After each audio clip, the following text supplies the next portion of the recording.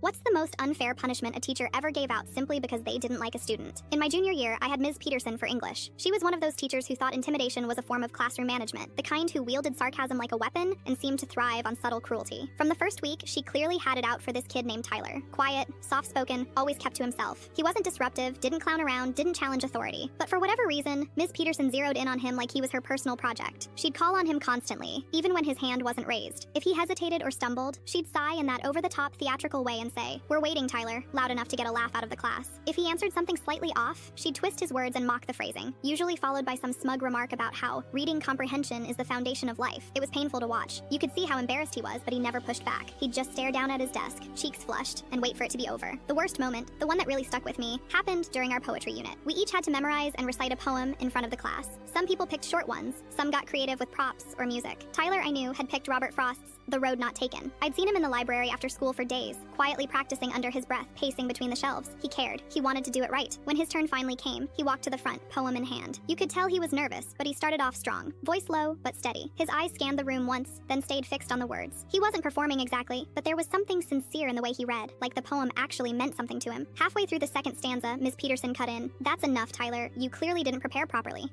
No explanation, no mercy, just like that. The room went dead silent. Tyler froze, still holding the paper in front of him. He hadn't made a single mistake, not one, but she dismissed him like a child who'd broken a rule. He walked back to his seat slowly. He didn't say anything. Nobody did. After class, I heard him in the hallway, trying not to cry while talking to the school counselor. His voice was shaking. I didn't hear everything, but I caught enough. Apparently, Ms. Peterson had known Tyler's mom. They were friends once, years ago, until something happened that ended things badly. Tyler didn't even know the full story, but whatever happened between them, Ms. Peterson decided to take it out on him. The next day, Tyler didn't show up, or the day after that. A week passed before he came back, and when he did, he looked smaller. Shoulders hunched, eyes on the floor. He stopped speaking in class altogether. If called on, he'd mumble a one-word answer. Sometimes not even that. Nobody really talked about it after. Ms. Peterson kept doing her thing, and we all learned to stay quiet, but that moment never left me. The way she stripped his confidence in front of all of us, the way she twisted her personal grudge into a weapon and aimed it at a kid who had done nothing wrong. 3 years later, I ran into Tyler during college orientation. I almost didn't recognize him. He'd grown taller, his hair was longer, and he carried himself differently. Still soft-spoken, but steadier. We got coffee and caught up. Eventually, the conversation drifted back to high school. I brought up Ms. Peterson, unsure if I should, but he just nodded. "Yeah," he said quietly. "She wrecked me for a while." I ended up needing therapy after that year. Couldn't even walk into a classroom without panicking. There was a pause, then he smiled. "But I'm doing better now. I'm majoring in education." That surprised me. I asked him why. He sipped his coffee and said, "Because I want to be the teacher I needed back then."